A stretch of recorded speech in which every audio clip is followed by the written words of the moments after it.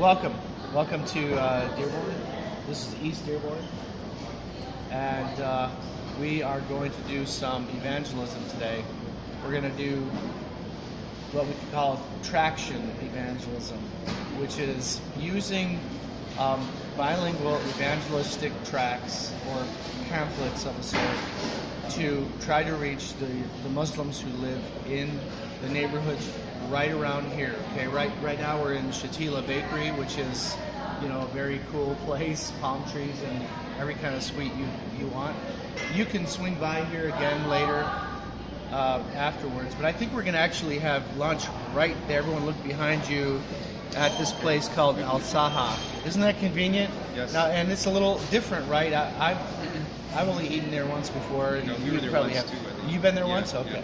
yeah. All right. So this is a community that's largely inhabited by Muslim people, especially East Dearborn. It's upwards of 80%, and some neighborhoods are 100%. And another part of Dearborn, called South Dearborn, has a very, very high, near to 100% Yemeni community. And around here, the demographic is somewhat mixed. So what I'm going to do is describe the community for y'all, and I'm going to have some discussion about who Muslims are and where they came from and what they believe. And also then I have to give some instructions so that when we go out into the neighborhoods right around here and in some other parts, then you'll know exactly what to do. But this kind of evangelism is really easy. It's very manageable. It's not at all threatening. Lots of people can do it and have done it, and nothing bad ever happens. I know that some Christians, maybe a lot, are very apprehensive about coming to Dearborn. They're scared of bad things happening to them. They're scared because of what they see in the media, and because Muslims do have a certain kind of reputation in the world, don't they? Mm-hmm. But all Muslims are not like that. All the Muslims I know are really nice, kind, sweet people, very friendly, very hospitable, and very enjoyable. So what we have to do is convince other Christians in our churches that is true, that most Muslim people are just like us. They want the same things we want out of life. They want to be happy, they want to prosper, they want to have good families, and so on. So what we want them to have is exposure to the gospel message. Now, Muslim people may or may not be religious. After all, when you're born as a Muslim, it takes you a while to decide what that means to you. The same as if you're born into a Christian family, what that actually means to you, and whether you're going to be serious and devout about your religious heritage. I mean, all Christians have to decide that along the way, too. And I assume everybody here takes their faith in Christ, very seriously. But that's not true about everybody who grew up in the church, and neither is it true about Muslims who have grown up as Muslims in the mosque, no matter where they came from. But a lot of Muslims have had very little exposure to what true Christianity is about. Okay? They have met the other kinds of Christians, or so-called Christians, who really can't explain very much about Christianity. They really can't share that much about what the Bible says. They really can't say very many intelligent things about Jesus, and why we believe in the Trinity, and why we believe the Bible is credible, and all these things.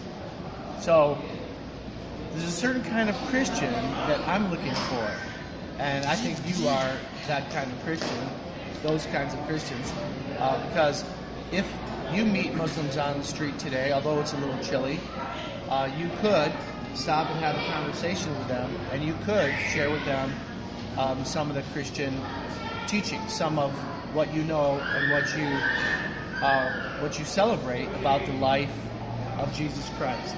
You know, and we believe He's the Son of God. He's the Savior of the whole entire world, and He is calling people to come to Him in repentance, right? And then to believe the gospel. That's what we're going to do.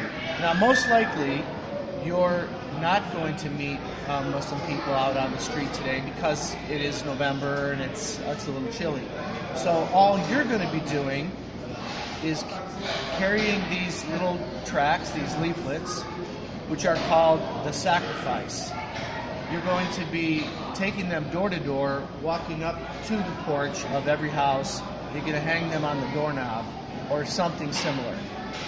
And probably you're just going to walk back down the stairs and you're going to move on to the next house.